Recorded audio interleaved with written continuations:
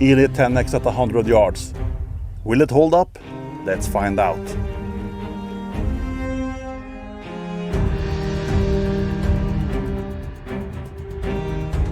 Hi everybody.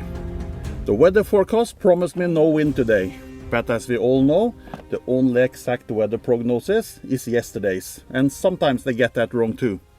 So we do have some wind, but it's much better than last time I tried to shoot at 100. That was a completely disaster. So today we're going to test the Tenex at 100 yards.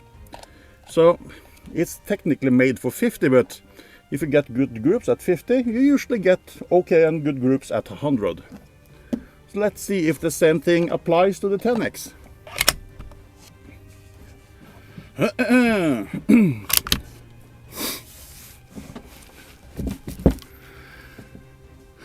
I've shot the Tenex in this rifle before I'm starting filming, so I actually don't need any foulers today. So I'm gonna go for groups and start with the upper left.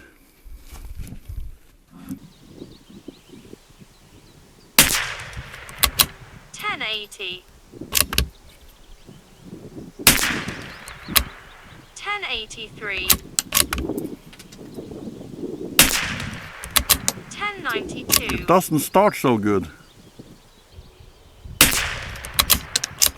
$10.77. $10.80. Well, I've seen better from Tenex. I'm just gonna dial a little bit. One left and a couple down. And as you can see, my chronograph has risen from the dead. It's just suddenly decided to work again. I'm happy for that because I don't have the money for a new one, but I really wanted the Garmin one, so yes, it's a blessing in disguise maybe. $10.89. $10.85. $10.87. $10.71. $10.78. Yeah. We have 3 more chances to get a good group.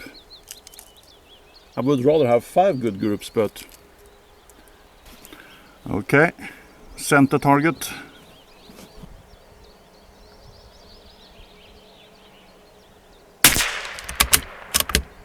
$10.93.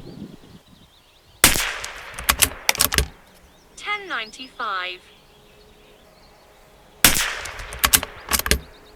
$10.81. $10.86. $10.84. I think that's the best one so far. I can see the wind flag. Sometimes it's just going that way and sometimes that way. So the wind doesn't come from one side. The range, I mean, it's a little valley, so sometimes the wind has a strange kind of turning in direction. Okay, group 4. $10.88. $10.89. $10.93. $10.80. $10.88. It's acceptable, but I would have loved to see even tighter groups. If you shoot a 0.3 inch group at a 50 yards, some people think that you will get a 0.6 at 100. That is rarely the case. It opens up more than twice.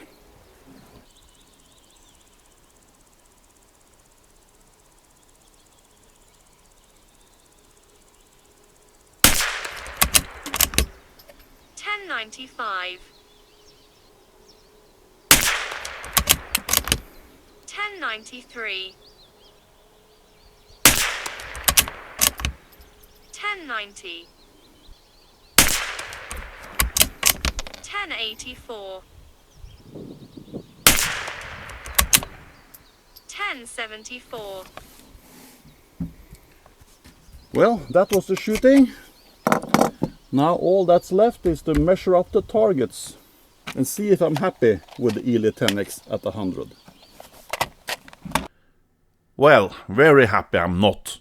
The groups turned out a bit larger than I hoped, but considering the windy conditions, I suppose it's acceptable. The first group we shot ended up at 0.969 inches. This was one of only 2 groups we managed to get under an inch. Group 2 ended up quite a bit larger, measuring 1.216 inches. This was the largest group we shot all day. However, there's noticeably horizontal spread here, which we might attribute to the wind. Group number 3 was pretty decent at 0.868 inches. If all the groups had been this size, I'd be quite satisfied. But alas, no, Group 4 exceeded an inch again, measuring 1.13 inches. And last, though unfortunately not least, Group 5, and it measured 1.195 inches. With a bit of math, we find that the average comes out at 1.07 inches. So we didn't manage to stay under an inch. And the result is actually worse than last week's test of match, which is supposedly a downgraded 10x. Well, that's how it goes sometimes. Now, let's take a look at the numbers from the chronograph. The chronograph picked up all 25 rounds, and the maximum velocity was 1095 feet per second, and minimum was 1071. This gives us a spread of 24 feet per second. This is actually pretty good. And the average is 1085 feet per second. But look at the standard deviation, 6. This is what I really like to see. That was all we had for this week's video.